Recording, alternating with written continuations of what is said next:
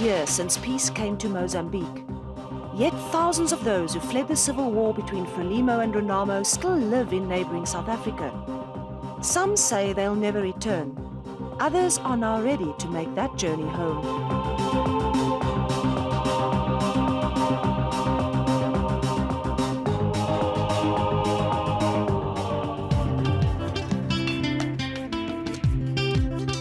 Kruger National Park stretches for 350 kilometers along the border between South Africa and Mozambique. It's hostile country, but is still the easiest way to illegally enter South Africa from Mozambique.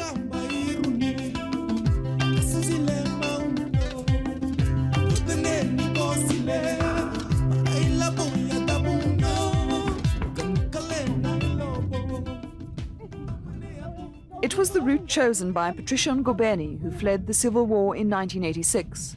She was one of 250,000 Shangaan people who poured across the border in the only mass influx of refugees South Africa has known.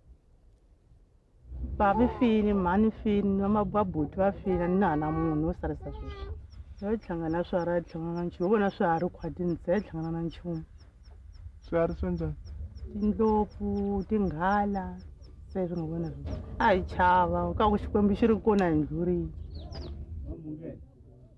settled with other Mozambicans in the Bushbuck Ridge area of the northern province.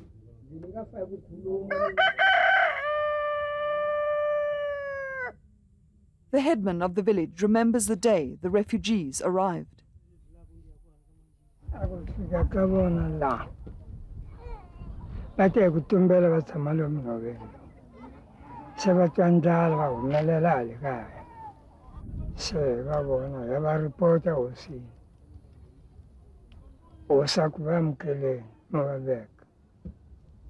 it's been home ever since. Integration with the Tsonga people of the northern province was easy. They speak the same language, share the same surnames.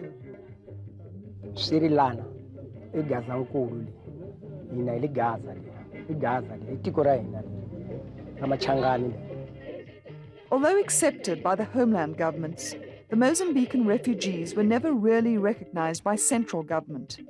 It was after the war, in 1993, that they were given legal status, and only to allow the United Nations to conduct a voluntary repatriation program. Less than 32,000 of 250,000 Mozambican refugees took up the UN offer. Many of them were simply not prepared to return to a country ravaged by war and devoid of infrastructure. So they remained, preferring to live without formal status than to face the unknown.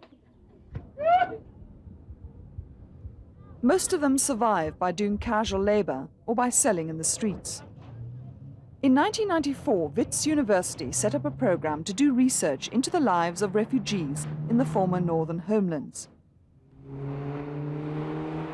The Refugee Research Program, or RRP, is based at Acorn Hook. It's been instrumental in trying to improve refugee and immigration policy. Heading the program is Nicola Johnston, assisting her, Alan Wright. Our main focus was to document the situation of lack of status of the refugees remaining in South Africa after the end of the Civil War. And then through disseminating that information about the impacts of lack of status on access to services, survival strategies and the like, trying to influence policy. 4 years ago, Cabinet agreed to grant amnesty and give permanent residency to Mozambicans who came to South Africa to seek refuge during the war. The amnesty was only implemented last year, and Home Affairs has been flooded with applications for identity documents. Applicants have to prove that they entered South Africa before the war ended. Some of them are required, they are needing IDs, you see. So, and lying that they've been here for that period, 10 years. So, meanwhile, some of them have just arrived, you see. Yeah. How do you work that out? How do you find out? We find out because we've got assistance from the local authorities, yes, the TLCs and even the headmen. Tribal authorities, perhaps because it increases their power, are happy to assist the Mozambicans in obtaining legal documents. Makamzelekana ingati baitoti wosi. Asawa. Ngamalanza akwe. Ayingesithisa ukwenza njani. Bolo kubatayile. Bachaba kudayiwo. Bathatha kumelela la.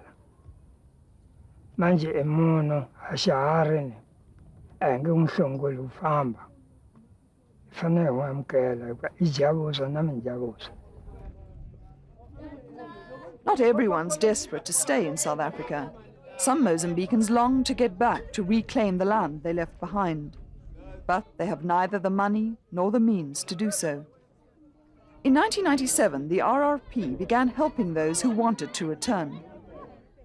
The Assisted Return Project was set up in response to a request from the communities in which we're living and working, requesting that there were some people who still wanted to go back to Mozambique, who had been here, who didn't take the opportunity offered them by the UNHCR in 94-95 because they were unsure whether or not the war fighting was going to break out again. One of those eager to return is Romeo Matebula. He lives near Giyani, in a settlement called Tlupakani, which means suffering.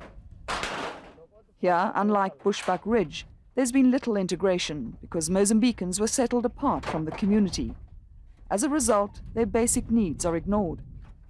Despite being here since 1986, Romeo Matebula has never really felt at home. Tribal authorities recently told the 14,000 Mozambicans living here to move because they're occupying potential grazing land. Apart from the perceived hostility, Matebula says there's far too much emphasis on money in South Africa.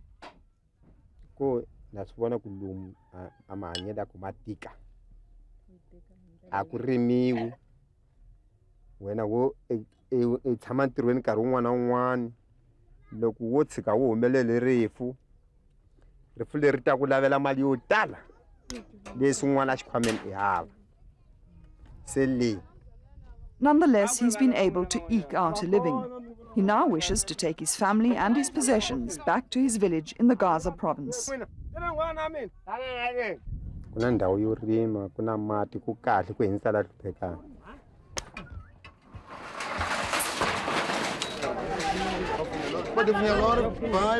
Assisting the return is Caetano Simbine, a Mozambican employed by the RRP.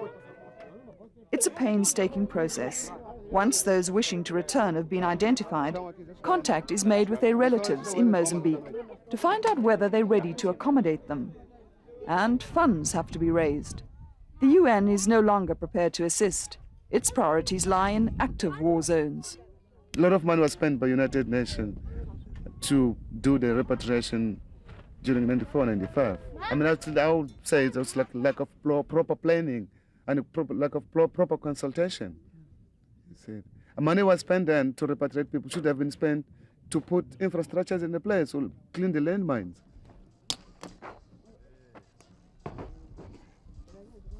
The RRP has raised enough money to successfully assist several thousand people to return to their villages in Mozambique.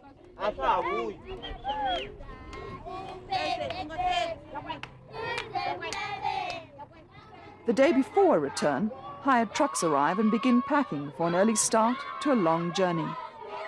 This assisted return will involve travelling from the very north of the Kruger Park down to Mozambique in the Gaza province. The first returns were often fraught with difficulties. The RRP is hoping this one will be problem-free. Things have got smoother as we've gone along.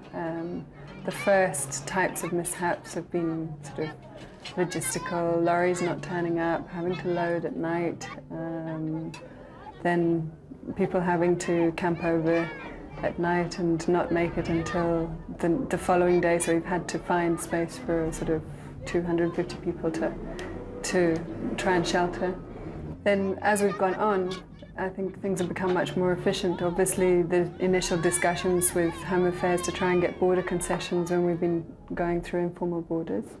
Going through the Kruger Park, we had problems with people taking with them animals from areas which were foot-and-mouth areas, and they had to be quarantined, confiscated before going into Mozambique.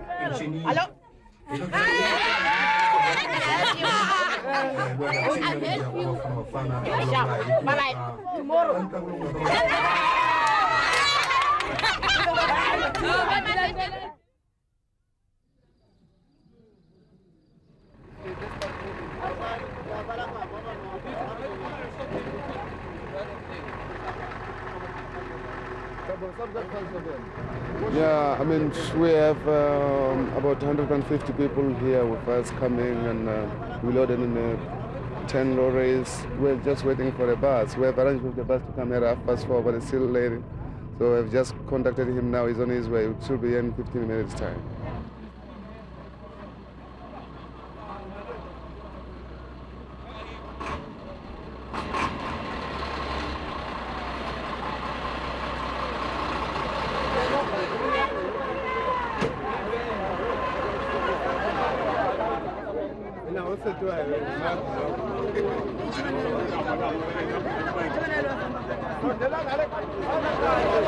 Gaetano, these two guys here need to put this shit onto the back of a truck. They can't take this into the bus. This one here, this one here. Saramateun, Mambiri. Good.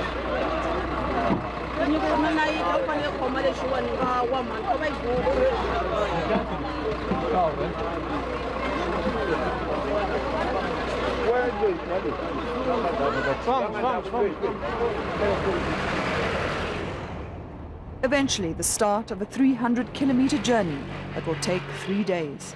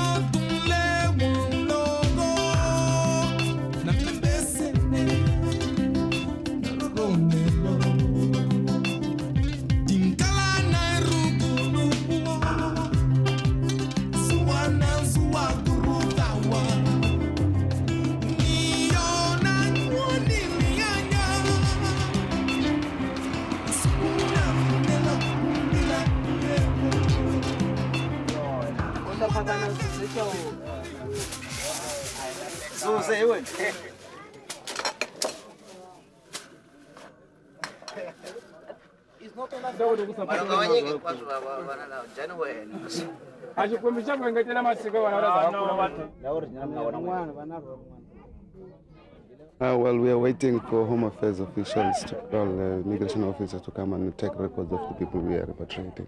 The majority of those returning, they don't have any formal documentation, and they don't have a document from either side of the border, Mozambique or South Africa.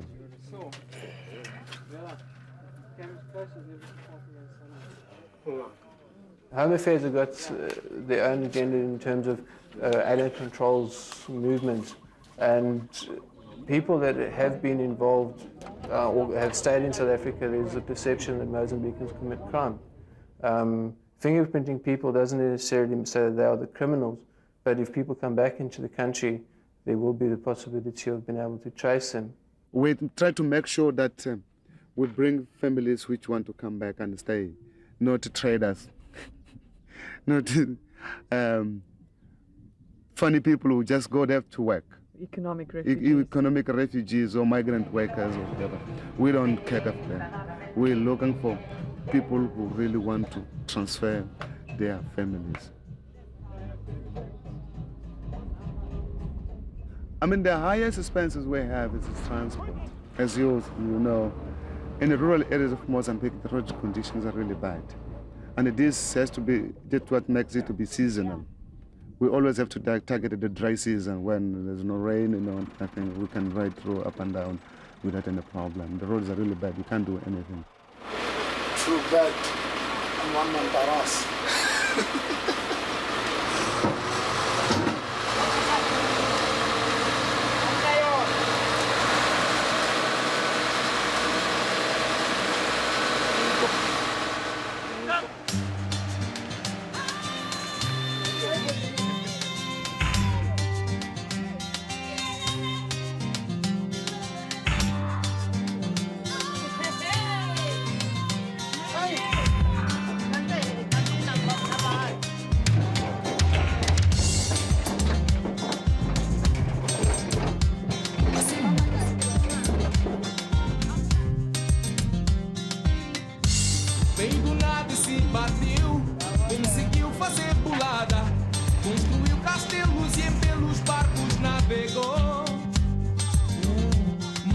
esquecer o mar onde nasceu, submarino pra malta com quem nadou. Chuva, tempestade, Unila, Caninda, Mozambique.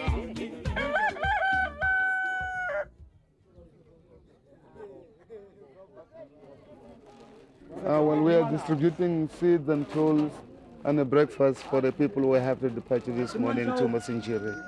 What are the seeds for? Well, it's for the start. I mean, they have to plow and clean the land of the pangas and plant those seeds. Once they have that establishment, they've replanted their roots in Mozambique, literally. It's one of the factors that keep them there because they can see the future as their gardens grow.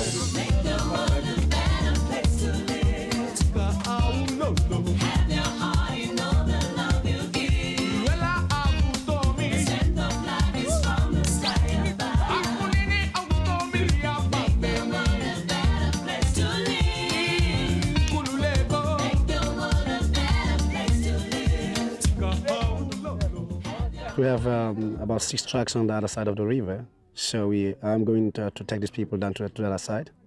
I have a team of facilitators, very good team. I like my team. They are very hard workers and they know their work.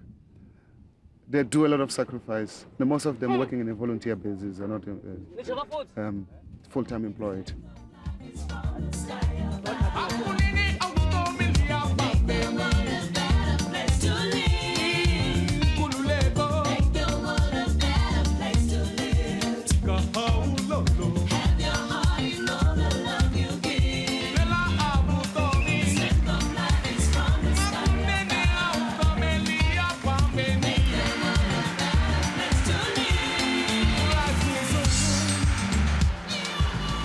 Logistically, it was the shortest route, but the conditions of the roads are quite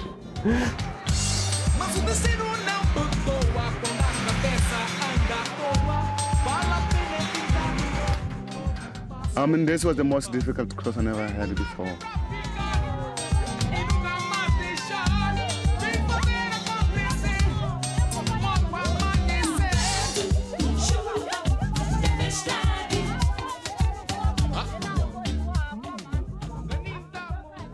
Nitsakini ku ni kume tilori ta mahala ta mfumo ti nga ni heleketa ku ze ni ta fika kaya. Se that's why ni tsaka hikwalaho. Kona swona ku cinca ka swona. Swi hambanini. Nkarhi wa nyimpa wo hlupheka sweswi a ha hlupheki. Ha rima. Ma kuma mavele. Se that's why ku ni tsakisa ku ya kaya.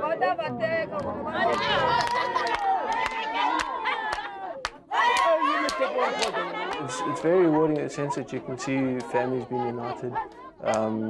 You can see the appreciation on people's faces that have experienced the horror and the problems that come along with war.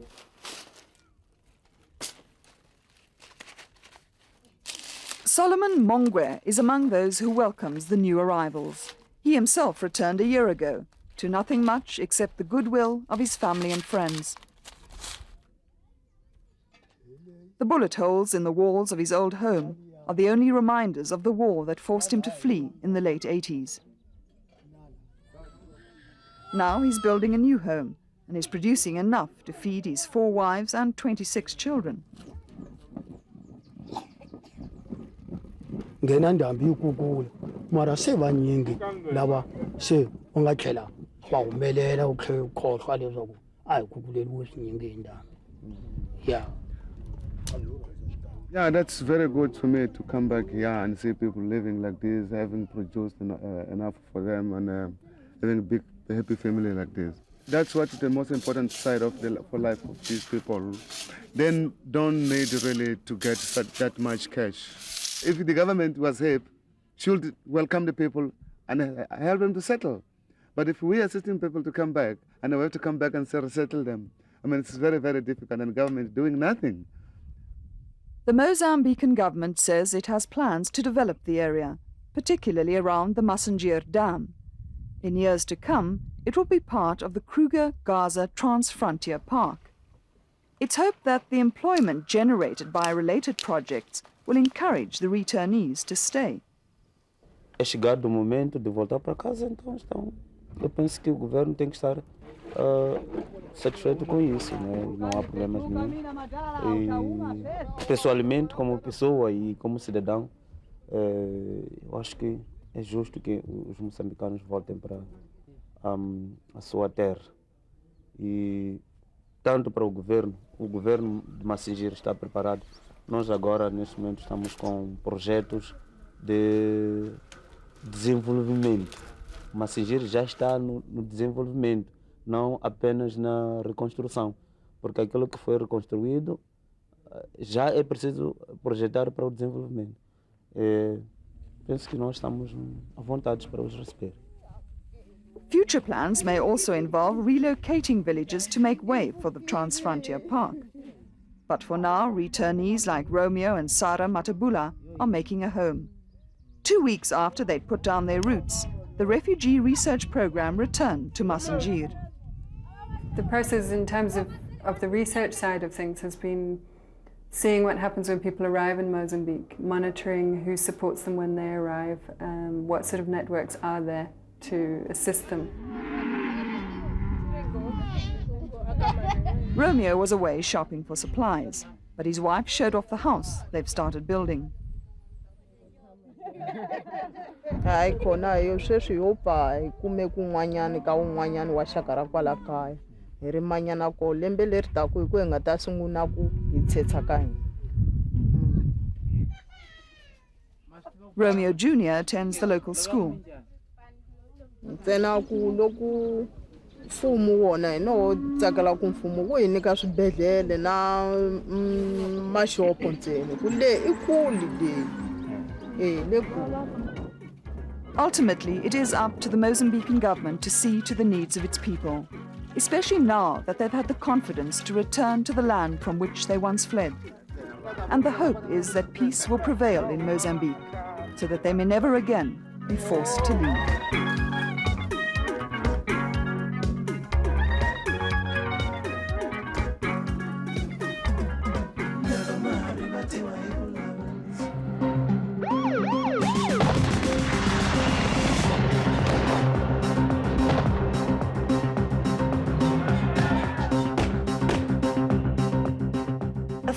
Set up to assist the 3 victims of the dog attacks featured in Special Assignment over the past 2 weeks. If you'd like to contribute, you can make a deposit to the following account. Name SVIT Komanani, account number 1908799706. It's the Nedbank Fox Street branch and the branch code is 190805. You can find out more about the fund by visiting our website. Go to sabcnews.com and click on features and then on dog attacks. Join us again next week for another special assignment. If you have any comments or suggestions, you can call us on Johannesburg 714-5028 or email us at truth@sabc.co.za.